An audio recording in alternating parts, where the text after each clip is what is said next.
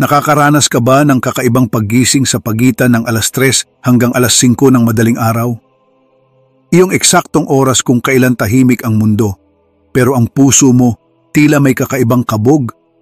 Parang may kumakatok, hindi sa pinto mo, kundi sa kaluluwa mo.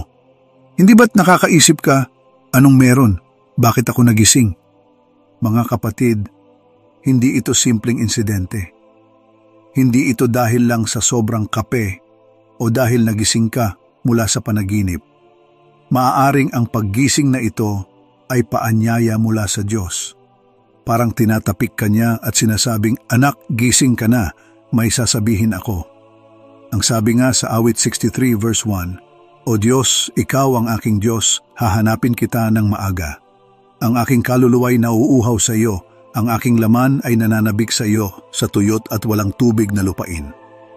Alam mo bang ang oras na ito ay tinatawag ng marami bilang watch hour sa espiritual na kalendaryo?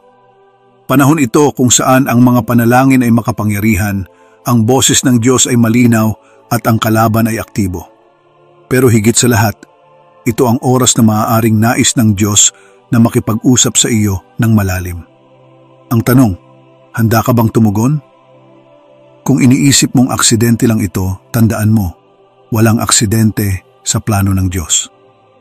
Sa Efeso 5:14 sinabi, "Gising ka, ikaw na natutulog, at bumangon ka mula sa mga patay, at ang liwanag ni Kristo ay sisikat sa iyo." Maaring ito ang panawagan na magising hindi lamang ang iyong katawan kundi ang iyong kaluluwa. Mga kapatid, isipin ninyo ito. Ang bawat paggising mo sa oras na ito ay tila isang personal na mensahe mula sa Diyos. Sa gitna ng gabi, habang ang mundo ay tahimik, maririnig mo ang bulong ng Espiritu Santo na pumupuno sa iyong puso. Kapag tinawag ka ng Diyos, ito ay tulad ng isang hari na pumupunta. Ngayong umaga, alamin natin kung ano ang dapat mong gawin kapag ginising ka ng Diyos sa pagitan ng alas 3 at alas 5 ng madaling araw. Huwag mong baliwalain ang tawag na ito. Tatalakayin natin ang 3 simpleng hakbang: makinig, manalangin at magtiwala. Hindi ito aksidente, kapatid. Ang Diyos ay may layunin sa bawat tapik niya sa ating puso. Huwag nating sayangin ang ganitong oras. Sa bawat paggising, may himala. Ngayong umaga, sama-sama tayong maghanda para sa plano ng Diyos. Naranasan mo na bang biglang maputol ang tahimik mong sandali ng paggising dahil sa unang mong hinahanap ay ang cellphone? Sa halip na makinig sa Diyos, napupuno ang isipan mo ng mga notification, balita o social media.